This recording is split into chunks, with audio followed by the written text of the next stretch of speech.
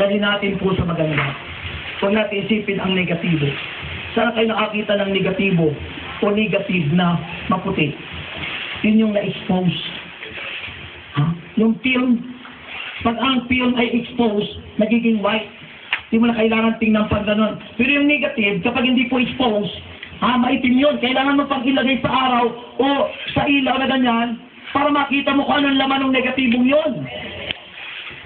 Pero kung ini-expose natin ang negative na yan, na-toss natin, mga negatibong kaisipan natin, ang lahat ng negatibo ay magiging positibo. Pahinaya tayo. Diba? So, yung po ang nais ng Diyos na ang lahat ng membro ay maging lingkod, maging minister.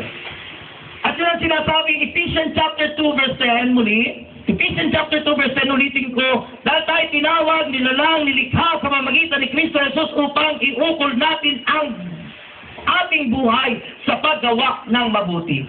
Na itinakdalo ng Diyos noong pamang-una. Yun po yun, mga kapatid. Then, sabi ng 2 Timothy chapter 1 verse 9. 2 Timothy chapter 1 verse 9. Ang sabi ng Bible ay ano yun sabi niya? Ang sabi niya ay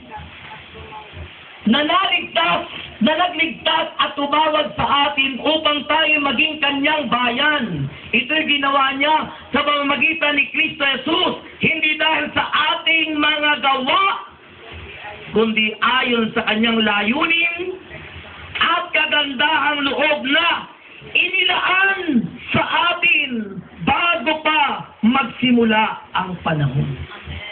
Bago pa. Alam nyo, sa inyong mga lingkod ng Panginoon, ikarangal nyo na kayo po ay membro sa isang pinakamalaking kongregasyon sa buong mundo, sa El Shaddai. Yung mga gustong maglingkod sa labas, na gustong pumasok sa atin para maglingkod, hindi makapasok. Gustong-gusto nila. Tayo naman, na nakapasok na dapat pagsumakitan, maging masigasig tayo, at lalo pa natin na gawin yung dapat at wag yung hindi. Ang hina. Sa 1 Peter, ito pa po ang isang sinasabi niya, sa 1 Peter chapter 2 verse 9 to 10. 1 Peter chapter 2 verse 9 to 10. Ang sabi ng Bible, dapat kayo ay isang lahing hinirang, mga saserdote ng hari, isang bansang nakatalaga sa Diyos. Pinili kayo.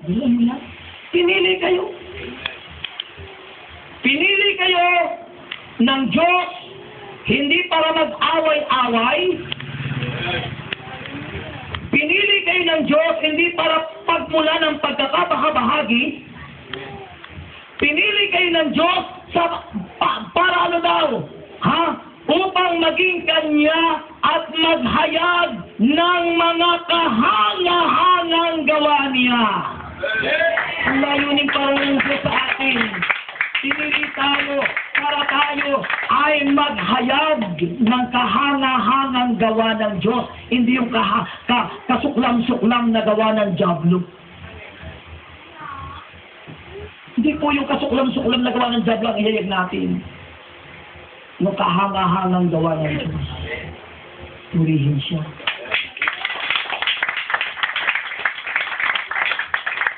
At ano pa ang sabi tuloy natin?